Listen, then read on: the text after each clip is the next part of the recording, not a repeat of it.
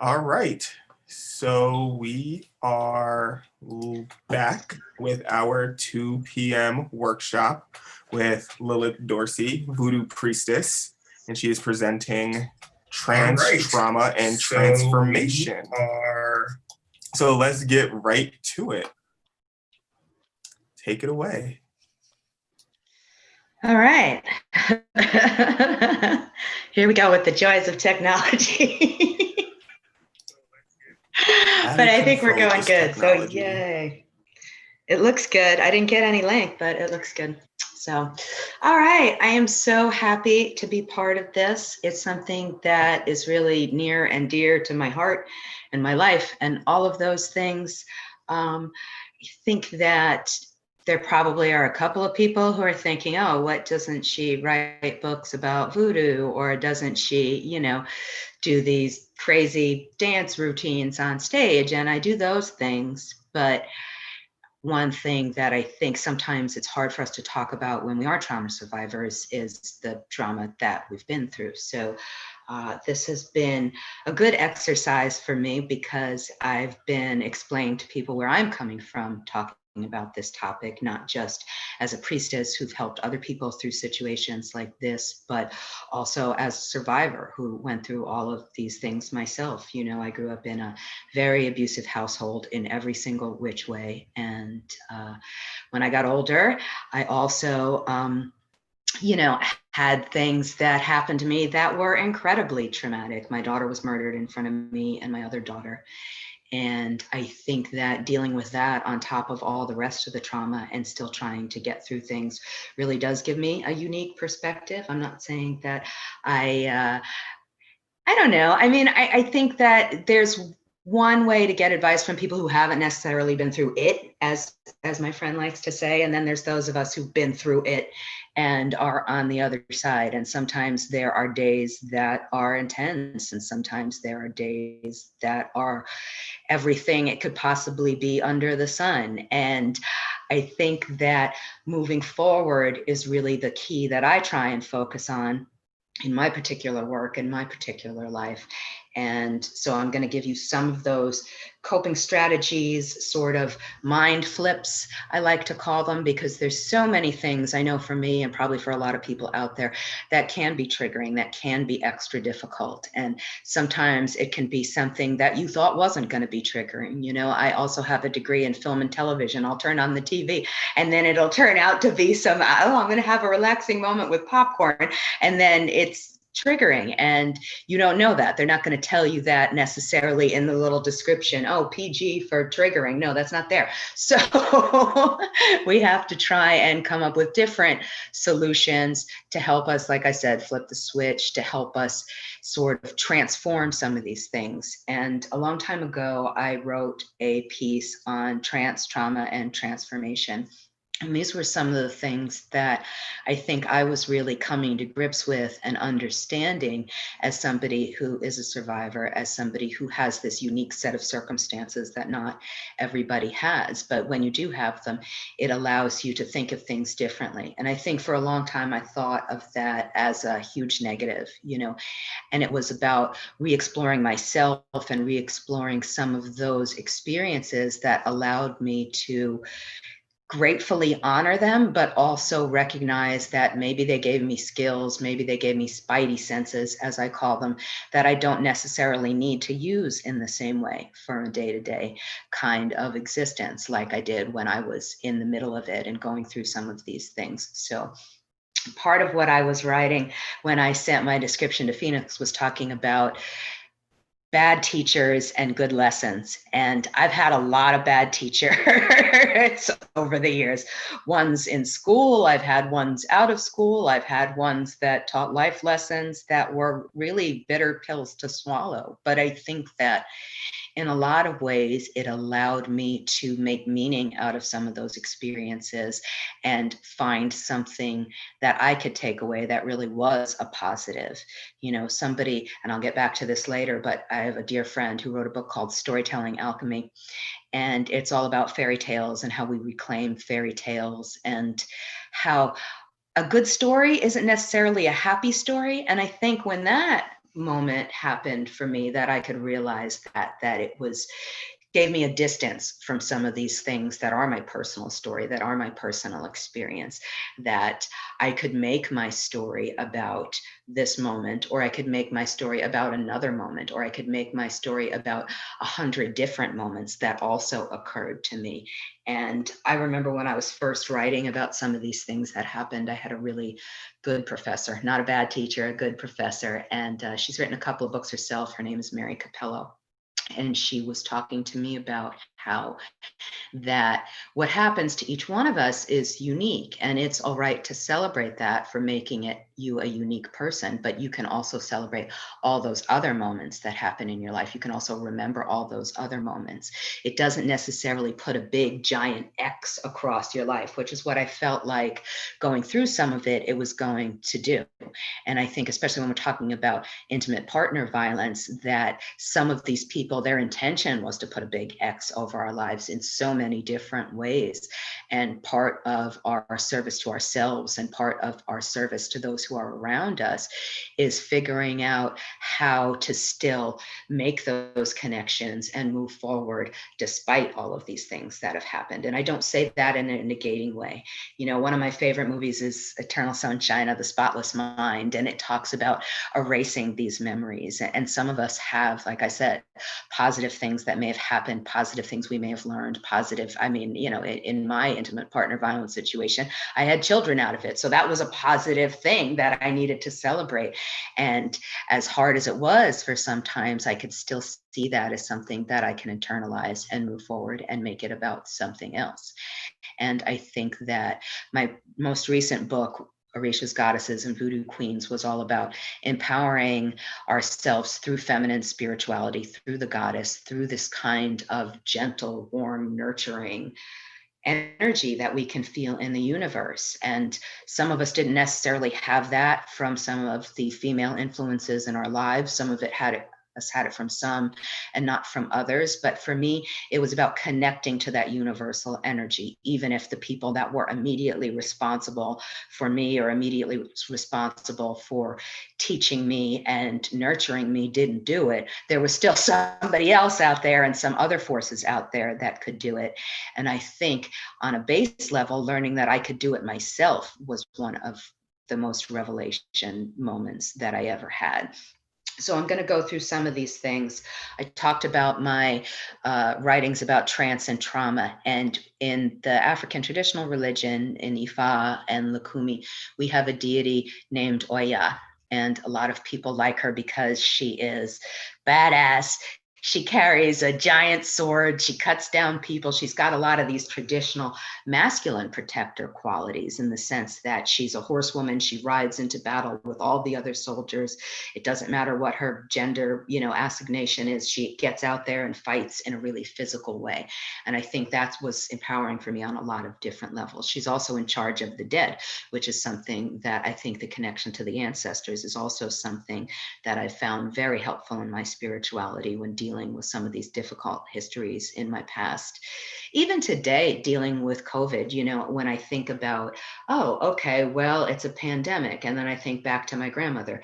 And she always had this story about how she made dinner for her family when she was 2 years old. And I think back and I'm like, wait a minute, she made dinner for her family in the 1918 pandemic, that she stepped up in this moment. She's such a Virgo, that she, took charge, 2 years old, made a roast chicken, and saved the family. This is the story that I grew up with.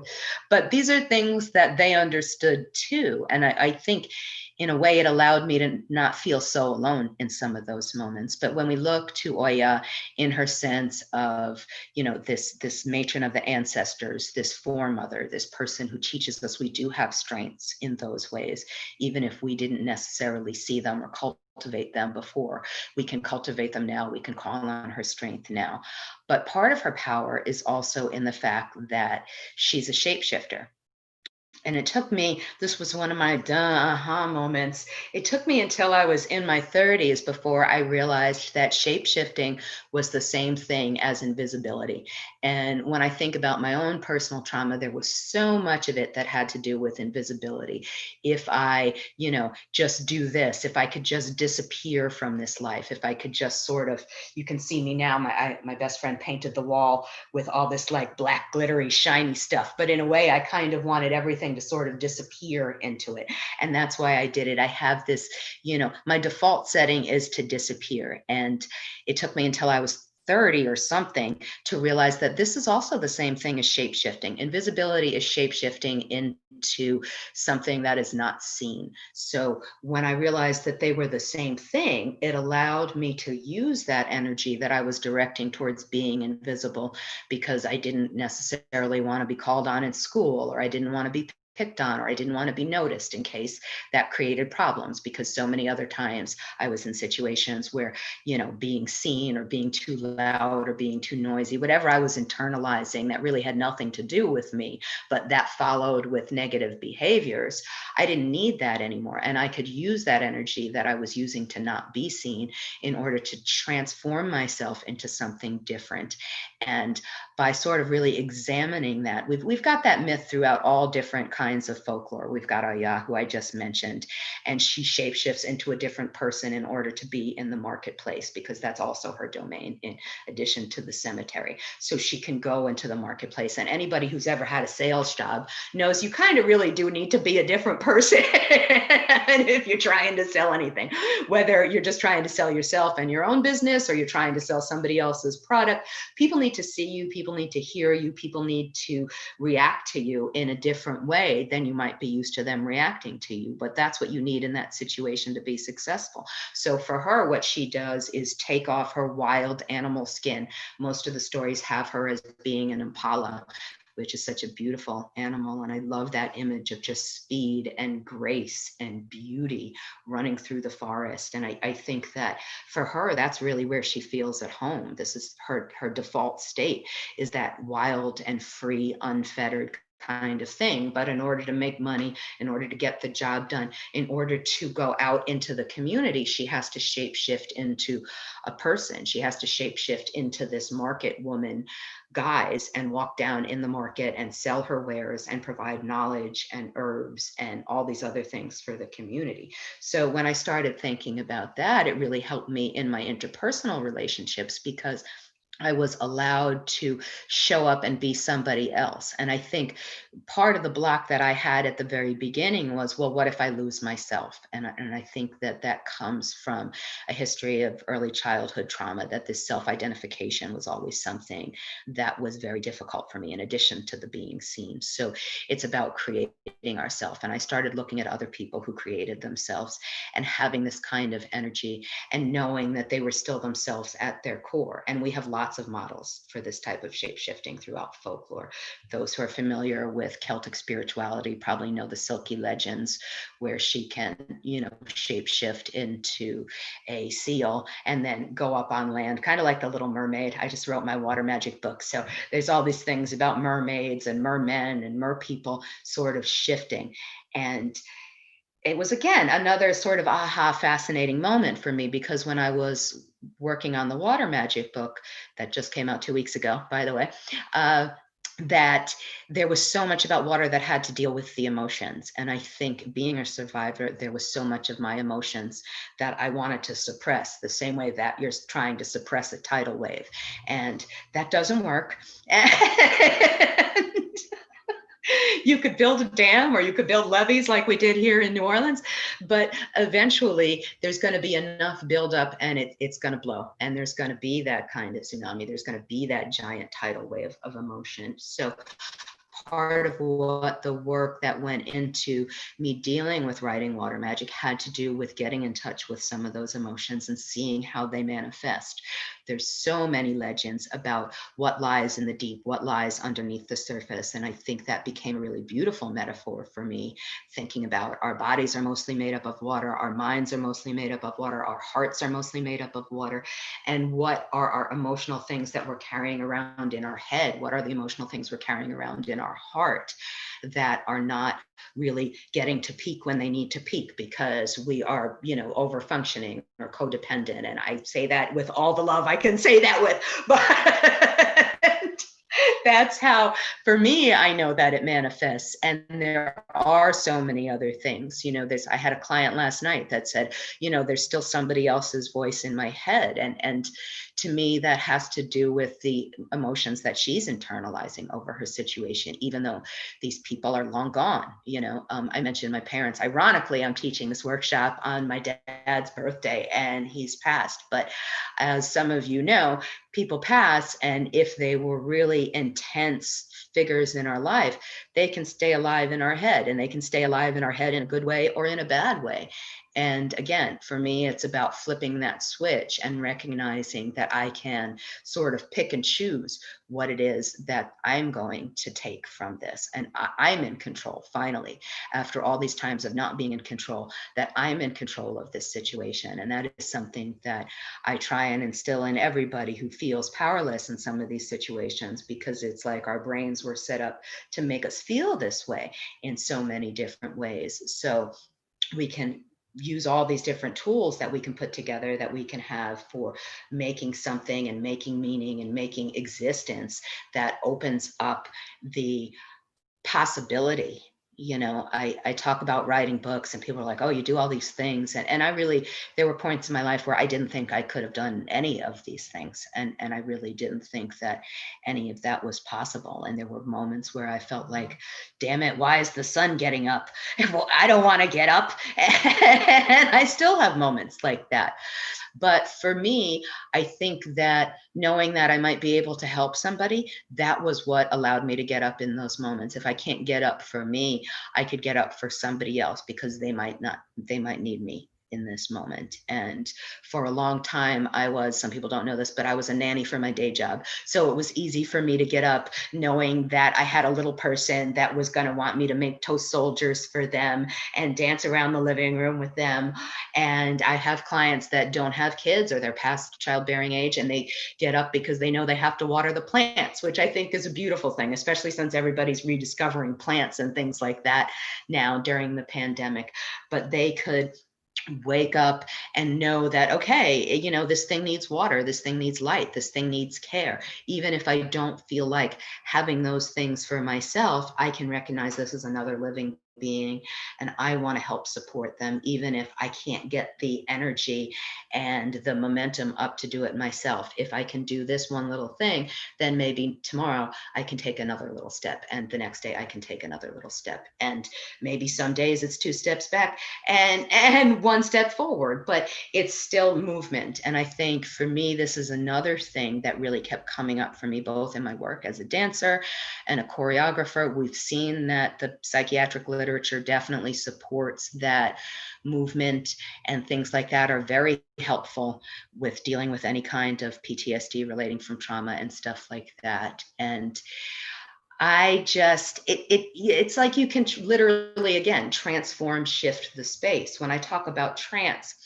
and unfortunately, I've only taught trance dance once, and it was hilarious, actually. We were going to have a trance dance and trance drumming workshop with me and my dear friend, Witch Dr. Utu. And we had gone out into the woods to teach this workshop because we wanted privacy. We were going to be doing ritual chants and ritual dances and things like that.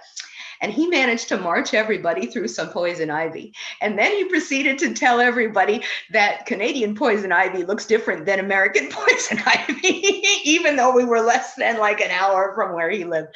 So whatever, some people got poison ivy, I didn't, but we never tried to do the workshop again. But the thing that really, basically the workshop, when you start doing, and I learned this from my priestess, Bonnie Devlin, who is a UU minister. She also got her doctorate doctorate from Harvard Divinity. She's an amazing woman. You can find some of her things online. She does a lot of healing drumming with special needs kids and stuff like that. She also still is a minister.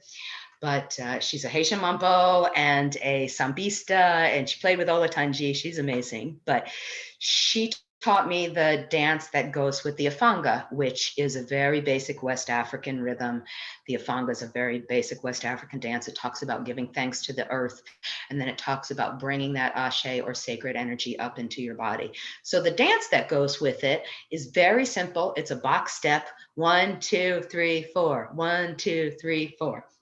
I spent over an hour trying to teach this to a class full of 10 people. And that I found it so illuminating because people didn't want to think that there were only 4 steps to this dance. It's like their brain could not process that I was only asking them to make 4 very simple movements. And they kept trying to make it more complicated, and they kept trying to make it more complicated. And then they would mess up, and then they would forget what they were doing. And then they would beat themselves up because they didn't do the right thing. And then it really started to play out in a way that they were having their own moment about it rather than focusing on the simple 1, 2, 3, 4 steps. And the way Bonnie explained it to me when talking about this through trance is so much of what we do when we're going into trance and we're trying to transform ourselves and have connection with the sacred is about doing things very simply by, it's kind of like I'm rubbing my head and patting my stomach. No, that's backwards. Rubbing my stomach and patting my head. But it's kind of like doing the simple movements to allow part of your brain to be completely and totally focused on this simple task. And that allows another part of your brain to be unlocked and opened up and sort of allow that pathway for sacred connection with the divine. So that's why when we do any kind of trance work, anything like that, when we're talking about opening up, shifting the spaces, making ourselves into another space, we start with something very simple like that. And then the other thing that we do, and I did this a lot in my work with Dr. John, the jazz musician, is incorporate the sacred dances in ways that help us sort of realign our bodies. And I think that this is fascinating. My work in New York, when I was there, I was fortunate enough to meet with a Haitian mambo named Veronique Ignace. And I love her so much. She is a Haitian mambo, and she has been doing work in New York City with teens before COVID in the schools and things like that, teaching them some of the sacred dances in response to all the Black Lives Matter violence and things like that, and allowing them to transform some of their anger, some of their sadness into healing through dance and by learning these dances of their ancestors. She works primarily with Haitian teens and the Haitian population there. And it was just really fascinating to me that she could bring this work, again, something that's very simple. She could bring it to teenagers. You could also bring it to smaller children. You could bring it to people who were elderly. There are modifications that you could do, but it's about getting back into your body and using your body as a tool to transform yourself. I spent a lot of time, in addition to dancing, I also spent a lot of time acting. And I think that, again, using your body as a sacred instrument is something that they always taught me in acting class. And they also taught me how to relax, which I think was something that was so hard for me to do as somebody who's a trauma survivor, that it was so hard for me to do for somebody who was so used to abuse, that just relaxing or being able to relax in front of someone else was a huge thing for me. And the only thing that really unlocked it for me was trying over and over and over and over again. And that's why sometimes, we have to keep trying over and over and over again until it happens. But each little piece down the way, it allowed me to make different memories. And I think that's some of the most important work that I gained out of it, that it allowed me to have memories where this is a thing where I'm very close to somebody, but I can be very close to somebody in a non-threatening way. And that was something that was like, again, another revelation to me, that I could be close to somebody in a way and also be relaxed around them. This is something that was also a revelation to me. And it took lots and lots of tries and lots of times. And if you get me on a bad day, it's still a little difficult. But And if you really look at it, I mean, some of the, obviously I'm sure Phoenix and some other people will cover this more, but I have seen a lot of recent scholarship about how touch therapy combined with people who have been, victims of abuse or victims of trauma is very helpful. And it can be about, sort of, again, flipping the switch, like I said, reprogramming the brain, allowing you to make different memories, allowing you to have different experiences. And I think that's very helpful.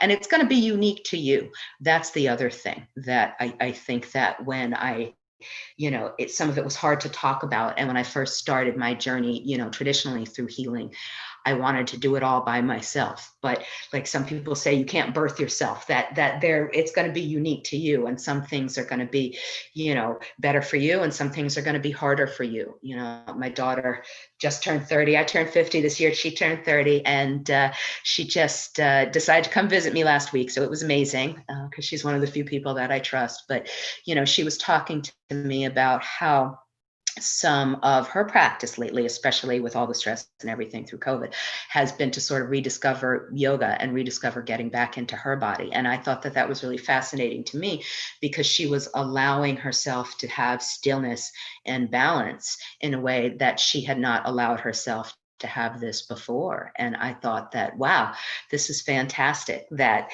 she had found this. And so much of, I think, what I've been dealing with, and a lot of my clients and people I know have been dealing with right now, is finding new and different ways and finding things that can be positive in the midst of all the negative and all the limitations that we have, So for her, working 60, 70 hours a week, she probably thought she didn't have time for yoga, even if it was just 5 minutes in the morning.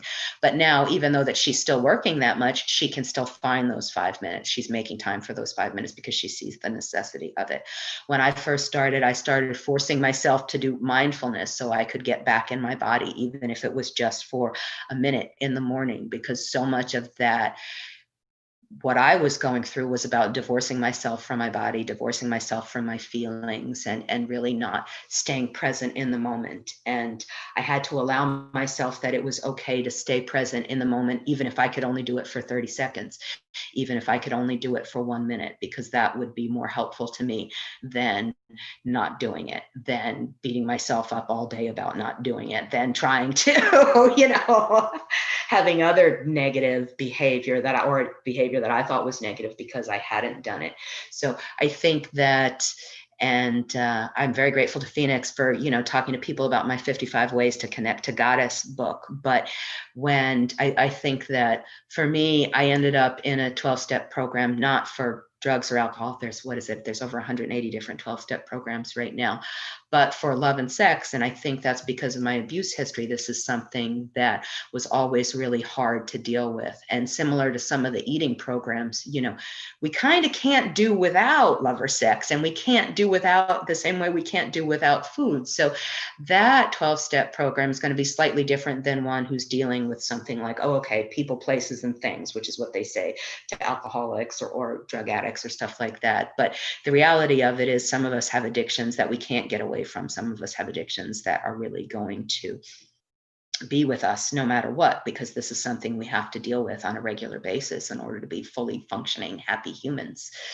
Back to those Maslow's hierarchy of needs, we have these needs and those things are on the list. So we have to find a way to deal with it.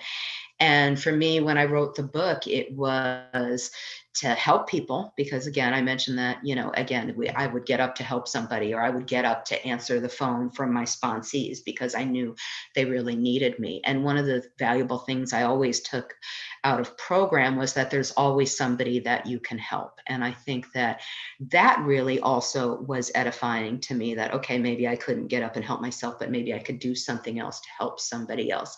And they in turn could help somebody else.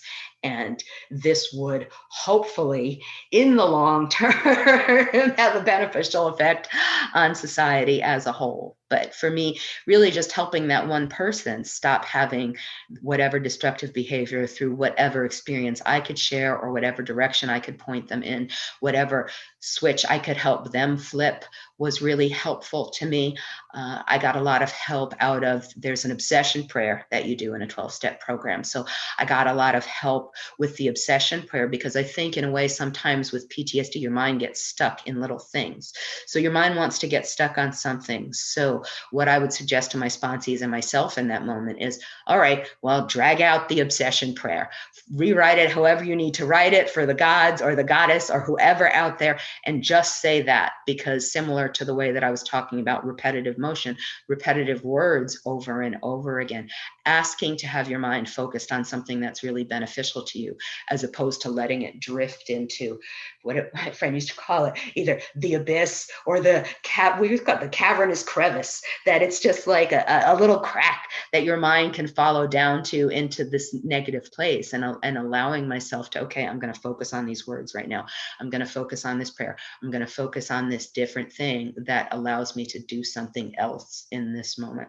I remember my therapist used to make me clap too. She's like, make a loud noise, like you're trying to scare the cat from eating out of the garbage can or something like that. That there's all these things that you can do, again, to get your mind focused on something else, to turn it to something else, to bring the attention to something else. And I did want to mention something else that she was talking to me about this week that I found very interesting. She was talking to me about the connection between anxiety and excitement, and how in the body they can feel the same way. And I never really realized it until she said that.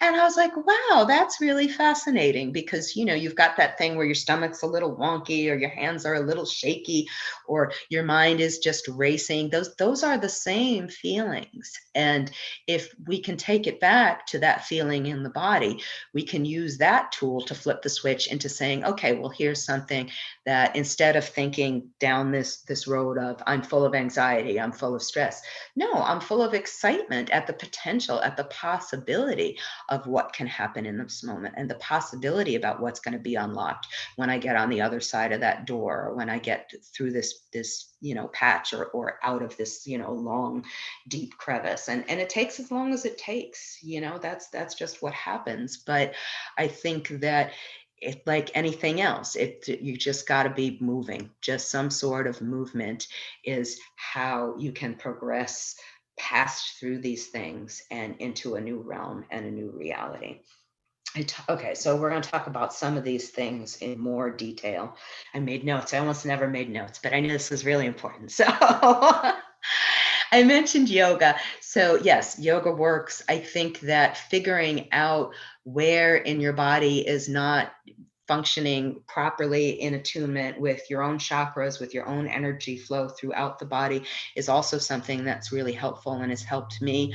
I know in the particular area that we're talking, I've always had a lot of hard times with my root chakra and with my throat chakra. So, again, expressing what's happening, and also those early memories, those early trauma things that I'm holding on to.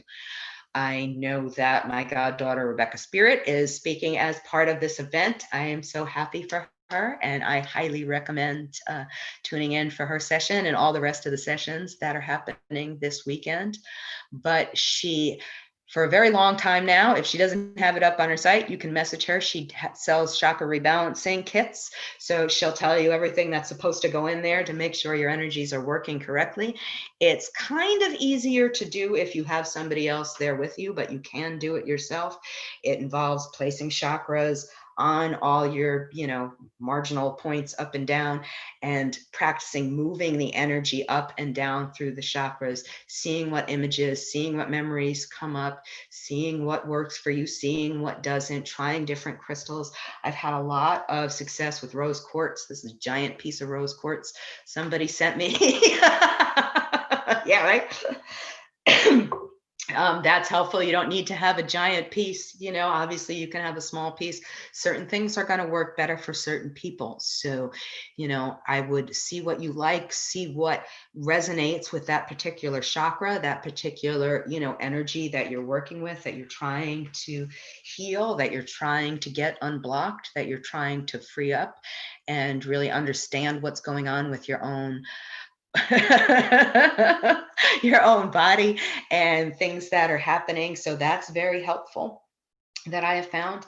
I give lots of suggestions in my 55 Ways book about just connecting to spirit, connecting to higher powers in whatever way and energy that you see that, so that this will just different things to put it in your day. Because again, if you're like me, triggers are everywhere. Triggers, I can't make it to the coffee maker without like 5 different triggers, but different ways that I can make other moments in my day more sacred. Take time for connecting to goddess, take time for connecting to divinity, take time for connecting to myself. Now, it could be something as simple as, okay, well, I'm going to add cinnamon to my toast this morning because cinnamon is for healing. I am going to stir my coffee clockwise because I'm trying to invoke energy and a new day and opportunities for myself. It could be really simple things, but by infusing your day with all these teeny things along the way, you'll see that your day starts to look very different by the end of the day, because instead of having 20 triggers, you then have 20 triggers and 20 positive things you're doing. And it's all about working to sort of shift that balance between those two things, and having a different end of the day feeling mindset as you go through all of these things. Okay, let's see, what else did I want to say? All right, so look at this. There's all these wonderful notes. I just wanted to talk about how that this can be done. We talked a little bit about ancestors and we talked a little bit about foremothers. And I think that having a permanent space in your house for them. Now, this might be difficult for you if you don't have the space, if you live with other people, if you don't, necessarily, some people I've had, they don't even have a home. I did a reading for somebody the other day who was living in her car, but you can have a smaller version of these kinds of things. You can have a smaller version of it. My godson did a workshop not that long ago about making altars out of cigar boxes and Altoid tins and stuff like that, so that you can have it there with you. You can have it there with you. What if you're going to visit family? That can be a stressful time for a lot of us. If you have something that's very small that you can take with you on the plane, then you have it there at all times. If you have it in the car, then you can, what if something happens when you're in the car? Then you have these things that are, right there with you. Part of the thing that I think is the beauty about the African traditional religions, and this comes from John Mason, who's a famous Babalawo, who's written several books about the Yoruba tradition. He said that the religion is like a fractal, and it can be as small or as large as you need to make it. And I think that that's a good thing to think about for anybody when envisioning their spirituality, that it can be something as simple as, oh, okay, this is something that's in my car and it's this big, but it still contains a crystal and it still contains some Florida water or some spring water or whatever else you want to put in there that will make you, again, flip that switch, start thinking in a different way, start thinking about healing, start thinking about transformation, start thinking about change, start thinking about energy, because having to go through all this stuff is very draining. And I am so totally right there with anybody who is feeling that, because that's something that sort of comes with the territory. So for me, I always stick in something for my magic, for energy. I also always stick in something for happiness. And I carry those aromatherapy scents. I carry that incense with me. I bring that with me wherever I'm going. I had a friend tell me the other day that she was getting a stuffed animal for her toddler as a protector for their room. And I said, okay, well, how about this? You get a big dinosaur and then you also get a tiny baby dinosaur. And we're going to hang the baby dinosaur off the big dinosaur.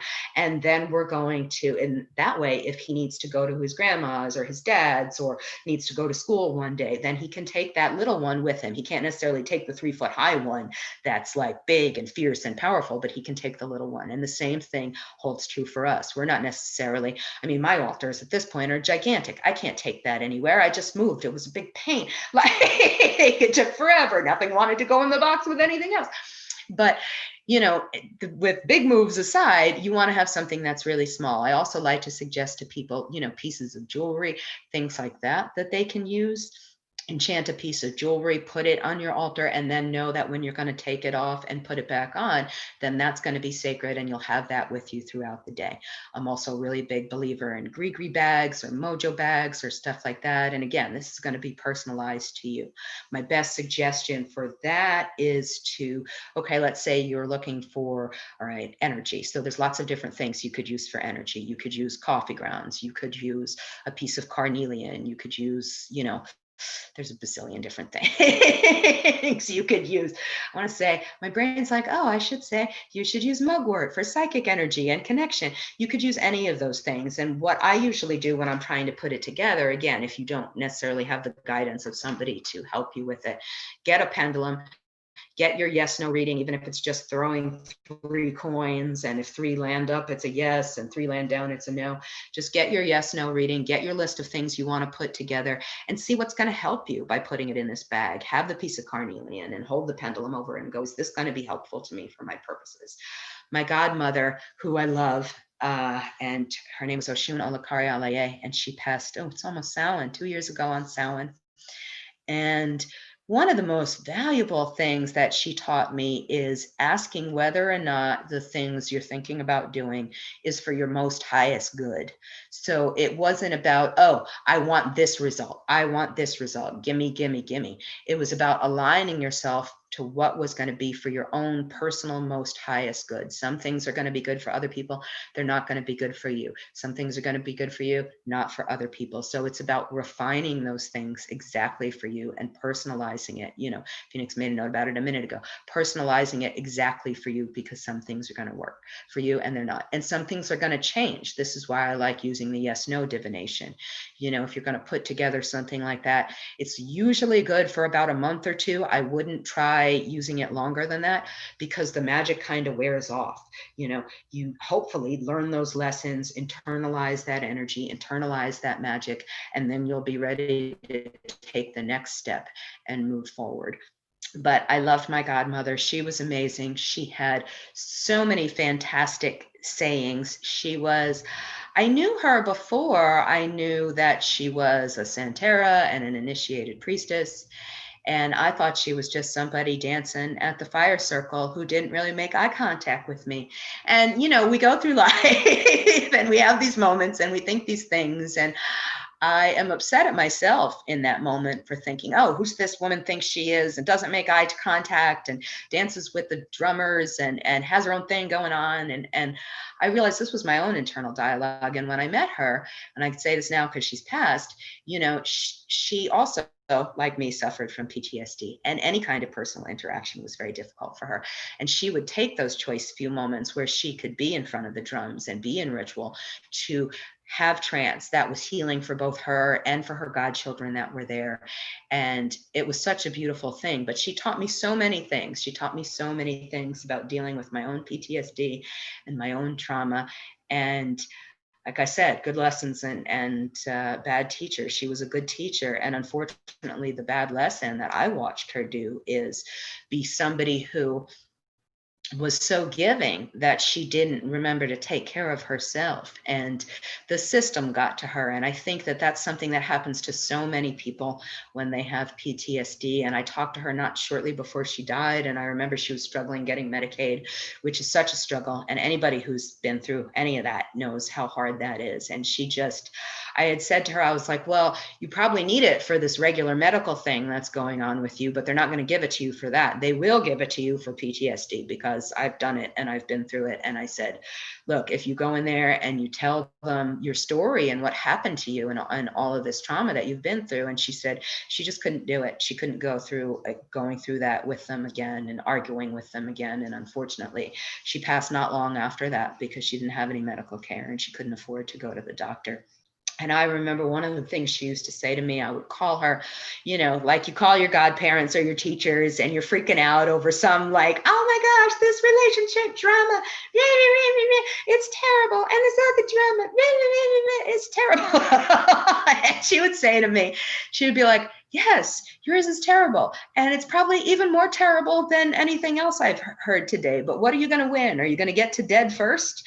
And now that she's dead, that just sort of stuck in my head about, wow, you know, there's so many things that we go through. And so many times I have sort of wanted that to make meaning of it in a way that meant that, yes, this is harder for me. And I've done enough disability studies to know that the worst part of the disability is the people that are around you that don't understand what your limitations are with the disability and how they can help you navigate the situation. But that moving through it was so hard, and some of the secondary victimization that came along with it was so hard and so difficult. But in the end of the day, she taught me that I really wanted to love people, and I really wanted to care about people, and I really wanted to be close to people, and I really wanted to not just have every day being invisible and being not seen, because that was counterproductive to my other, you know, agenda of trying to really help people and trying to make my life mean something above and beyond all of the trauma that was gone through. And I think that that's what I took away from it, and what I hope other people take away from some of the things that I'm saying here today. So I don't know what else I'm going to say. Does anybody have any questions? Phoenix put all of this lovely stuff in the chat. I'm going to put some stuff in the chat as well. I'm going to put my water magic book in the chat, because I think that really has a whole bunch of things that people can look at to really get in touch with some of their emotions and sort of reframing some of these things that they're dealing with. So I do have a question. I'm wondering if you could talk about some kind of deep-rooted magic that deals with just finding motivation to want to heal. Okay, that's good. I think that pretty much comes from, for me, trance and journey work having to do with soul retrieval. I think that when I first started doing any of this kind of work, it was maybe 30 odd years ago, when soul retrieval was kind of new, or these ideas of it. And I was already doing journey work that had to do with accessing other realms and accessing other parts of myself and accessing spirit, really through the same way, kind of. I mean, people are going to laugh. Like, I got this book when I was 17, and this is one of these classics. Like, you get OG witches like me, and they're like, you got to get this weird book that's so bizarre that nobody thought was going to be good. It's called Instant ESP. And like, it was like one of these 70s, 80s pop psych things, but it just basically had this how to go into your subconscious. And it was a very standard, like, okay, you're going to walk through the tunnel, then you're going to walk down the steps, then you're going to get to a door, then you're going to open the door. And whatever one of those things works for you, whatever wording, whatever you're used to, that's great. That's how I learned with the Instant ESP book. And that's always sort of worked since then for me. But going through that space, and on the other side of the door, finding what it is you need to heal, finding what it is you need to find that energy to heal. And the other thing that helps me on the other side of that door, I can sort of focus that door directly towards ancestor wisdom And then we all go in there and we all sit down at the table, don't eat anything. You know, I got a lot of Celtic ancestors, don't eat anything while you're there because you may not get back out. But they sit down at the table and I tell them what's happening and I ask their advice the same way that I would if they were still alive. Because, you know, and losing a child, I think that was really helpful to me because I knew that even they, you know, some of them had lost children in varying ages, stages, you know, pregnancies, all of these things. So it was, even though they didn't necessarily have the exact same experience as me, they had something that was very similar and very devastating to them. And just understanding what made them still get up and try and move forward. You know, I think about my great grandmother, Providenza. She had a daughter. They grew up in Little Italy in the tenements, and she had a daughter that fell off the fire escape. You know, growing up in New York City, you always hear these stories about this. Somebody had a kid that fell off the fire escape. So she had a kid that fell off the fire escape. And again, this could have been the defining moment of her life. She could have never done anything before, after that, you know. But what happened was her husband was working in a hotel and he came home, this was during the Depression, and said, they're selling the hotel. And she said, how much do they want for it? And she had saved up enough money from taking and sewing, not speaking English. She had enough money hidden under the bed to buy the hotel that he was working for. So he, obviously she decided she was going to make a success of herself in this country where she didn't speak a word of English. She was going to hold on to it until the time was right. And then she was going to get whatever she could for her kids and for her family and for herself and make a different life. So that didn't have to happen again, you know? So I think that for me is helpful, just because, again, it's like you talk to somebody, by talking to your ancestors, you're talking to somebody who cares, you're talking to somebody who's been through, if not exactly the same thing, similar issues, similar tragedies. I'm sure that, you know, going back throughout your ancestral line, there was somebody who was dealing with something very similar, and they found a way to, you know, make sure that you were here and could have a better life. And I feel like this is the message of Lovecraft Country, but anyway, that you could, you know, survive and thrive despite all of this oppression, despite all of these challenges. Okay, Ebony has a question about how do I navigate dealing with triggered when in groups of people? Okay, so this one, I didn't put it in the comments, but I'm a really big fan of Alejandro Jodorowsky. He has a book called Psychomagic, and he talks about ways of it's kind of almost like performance theater that he does in connection to his magic. And one of the things he talks about not being triggered when you're in a difficult situation is filling your pockets with, and this is going to sound insane, but here we go, filling your pockets with meat or lavender. So I know this sounds crazy, but his logic is that, okay, so you're feeling a little weird, and then you stick your hand in your pocket and there's like something squishy. You got a steak in a Ziploc bag. Like, just the weirdness of the moment, just the bizarreness of the moment will take you out of yourself and bring you into a different space. I like the way he also says, or lavender, in case you don't want to put a bunch of meat in your pocket, but something that, okay, you're going to stick your hand in your pocket, there's going to be lavender, it's going to have granules, like aromatherapy wise, it's, you know, good stress relief, it's relaxing. It's also, you know, today with COVID, I put lavender in my disinfecting spray because it's antiviral, antibacterial, antifungal. Like, lavender is great. If you don't hate it, lavender is great. So doing something, oh yeah, lavender it is. So yeah, just doing something that takes you out. Again, it's going to bring you back to your body in the sense of touch. So like, what are you touching? You're going to stay present in that moment.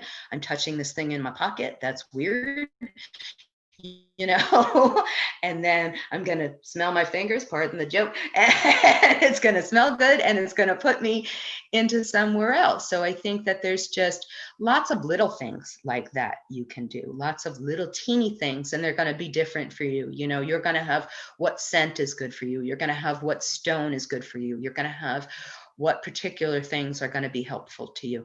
And there's also, I just want to say this, since we're getting toward the end of the hour, there's also something to be said for the making of the ritual. And I think that's something else that I knew both as a magical practitioner and then rediscovered when I was in 12-step programs, about that there's value to doing, and they tell people in 12-step programs to do this all the time, go through the ritual, because then it will release those things in your mind. So if you make yourself a comfort ritual, and that could be whatever it is, that could be I spin around 3 times and then I touch the ground. It could be I sing a little song in my head. It could be something even more elaborate where you light a candle and spray some Florida water, or whatever it is that's going to work for you. But by doing that over and over and over again, you can retrain your brain to go into a different place. And then once you got it down pat, you can make shortcuts for it. So maybe if you're in a place where you're in public and you can't necessarily light a candle, or you can't necessarily spin around, you can say these 3 words, and that's the mnemonic device that you always say when you start the ritual, and that will bring your brain and your body back to that place so you can move forward. And then that said, I'll give the advice that I used to say when I was taking care of 2-year-olds. If someone's not nice, you move away from them. So there are certainly social situations that I find myself in where somebody's just not being nice, or I don't want to be around them. And I think that the beauty of it is now I'm old enough to realize I don't have to do that. I don't have to. I had a crazy friend used to say, I don't even have to get out of bed to pee if I don't want to. It's going to be stinky, but I don't have to do it. So she was a nut. But bottom line, it's true. You know what I mean? I was so brought up to be like, oh, you can't be nice. You can't, you have to just sort of, be polite, or all of the rest of this. And it's just like, screw that. No, you don't have to do anything like that. Like if somebody's not nice, we can move away from them and go towards somebody who is nice. And that's ultimately our option. We have that right. Yes. So thank you so much. Thank you for the questions. You. Thank you for dropping that knowledge and bringing what I was really hoping we could have here. So thank you so much. Thank you for the questions. Yay. Yay. No, thank you. It was great. It was great to be able to talk about these things. I think, like I said, I've sort of been gathering these bits of knowledge for a really long time. And I think now it's more important than ever. And I'm just so happy to be able to share it with everybody.